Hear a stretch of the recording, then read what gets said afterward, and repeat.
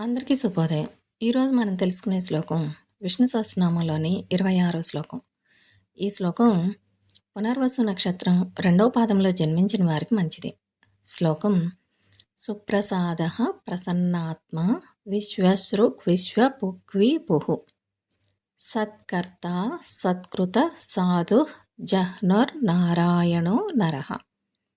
అంటే శత్రుత్వము వహించిన వారిని కూడా అనుగ్రహించుచు రాగద్వేషాదులచే కలుషితము కాని అంతఃకరణము కలిగిన ఆ పరమాత్మ తన స్వరూపమే అయిన బ్రహ్మాండమంతటినీ ధరించి ఉండి జీవుని రూపమున ప్రపంచములోని అన్నింటినీ గమనించుచు బ్రహ్మ మొదలు గడ్డిపోచ వరకు గల విభిన్న రూపములతో ఉంటూ సజ్జలను సత్కరించుచు పూజనీయుల చేత కూడా పూజింపబడుతూ ధర్మ మార్గమున ఉంటూ ప్రేమతో సర్వజీవులను బంధించిన ఆ పరమాత్మ నరులకు ఆశ్రయుడై కర్మానుసారము జీవులను వారి వారి గమ్యమును చేర్చుచూ ఉండు ఆ శ్రీమన్నారాయణునకు శిరస నమస్కరించుచున్నాను అని అర్థం.